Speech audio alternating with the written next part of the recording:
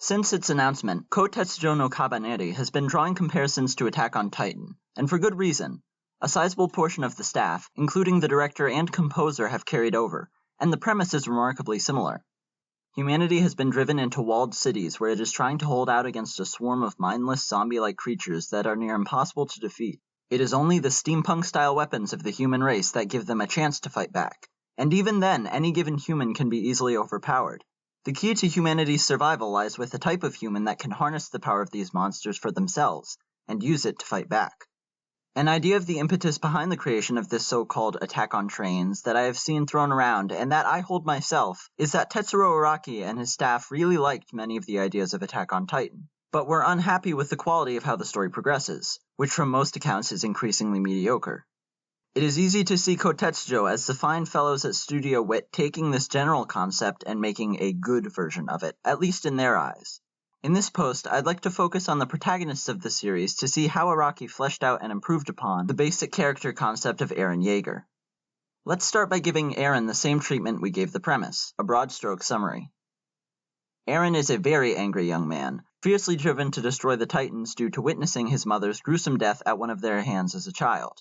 In the face of fear and superstition held by the general population, he plunges into danger headlong with little regard for his own life in the hopes of destroying all of the Titans, which will create a better future for humanity. His main struggle as a character is his own weakness, and by extension the fact that many people end up dying to protect him because he is unable to effectively do that for himself. Eren's most significant shortcoming as a character is how defined he is by his revenge quest. He has very little personality outside of single-minded angry guy whose rage is often impotent. And the fact that it is this selfish and fairly immature anger that causes most of his problems makes it hard to sympathize with his struggle, because much of it is very clearly his own fault, and he also never really gets called out on it in any significant way. Having a protagonist with serious flaws is fine if the series challenges the character on those shortcomings, but in Attack on Titan they go largely unaddressed, simply accepted as part of his character. Ikoma's summary is basically the same, just swap out sister for mother and Kabaneri for Titan. Although since Ikoma is portrayed as more capable relative to the average fighter than Eren is, I'd say that it is less out-and-out weakness that Ikoma struggles with, and more the limits of his own abilities. Ikoma's greatest strength as a character is that, unlike in the case of Eren, he's given an actual personality. As I said, we get no real sense of who Eren is outside of being hot-blooded and disliking passivity. Whatever I can carry you! No hobbies or interests outside of must kill titans. Ikoma is an engineer, a scientist, an inventor. I understand, if only on a basic level, what kind of person he would be in real life. A charismatic, inquisitive scientist who can capture people's imaginations, but who can also be really cocky about his intelligence. So, kind of a green Neil deGrasse Tyson. Eren is an angry dude who is often incompetent, that people follow because he's the best among bad options. So, Donald Trump? Although his policy on walls might be a bit different. Good? We could live in a cage.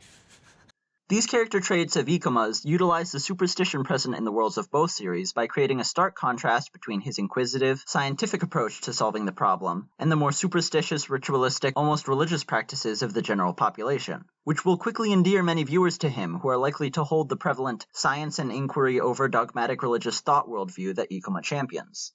This also ends up creating a neat parallel to the character that becomes Koutetsujou's antagonist, because it is his possession and utilization of these same traits that make him such a legitimate threat.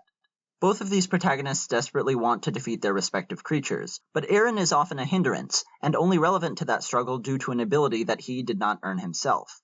Ikoma, on the other hand, deserves to be fighting the Kabaneri because he is the coolest, smartest guy. He figured out that it was actually a virus. He figured out how to prevent it from reaching the brain. He invented mass-producible weapons that could effectively combat the Kabaneri. Something previously non-existent, or at least not prevalent.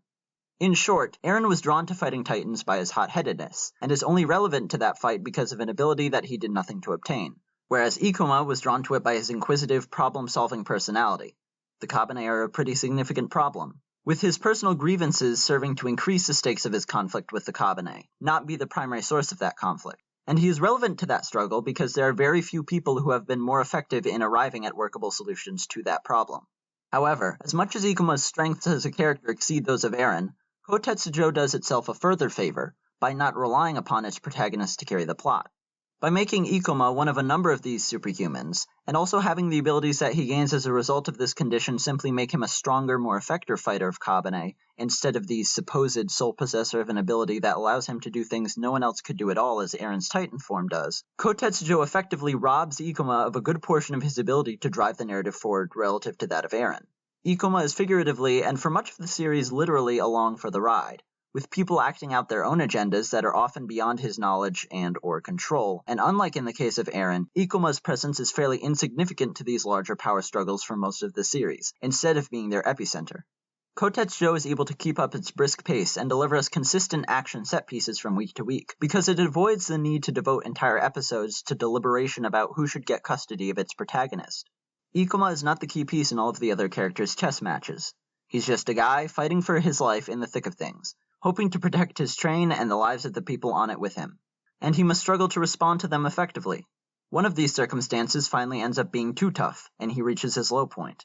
And then we get to see him engage in a bit of introspection, redouble his resolve, and set out to overcome that obstacle. It's by no means revolutionary, but Koutetsujou provides us with a fairly distinct, empathetic protagonist, and places him into a bunch of high-stakes situations. And by building up a relationship between him and Mume, who is foreshadowed and built up to be an important character within the world, he is eventually given his own stake within this larger-scale struggle that is occurring. Throw in an antagonist who represents a perversion of our protagonist's ideals, and we have a competent, engaging narrative arc. This is the difference between these two series, and the difference that their respective protagonists highlight. Koutetsujou no Kabaneri gives us this really distinct, cool setting with a memorable protagonist, and puts him and his friends into a bunch of awesome high-stakes action sequences, all while telling a coherent and, most importantly, fairly unobtrusive narrative, and presenting us with a basic thematic conflict of ideals. Attack on Titan has no real plot, no substantive narrative goal that significant progress actually gets made towards, and the bulk of the story centers around a protagonist who has virtually no character, who did nothing of his own to gain this status as the most important guy, and whose personal convictions never really get challenged. Just like their respective series, Ikoma is stylish, endearing, and badass, while Eren is just bland and aimless, with one or two gimmicks that got a bunch of people invested in him, even though he does virtually nothing well.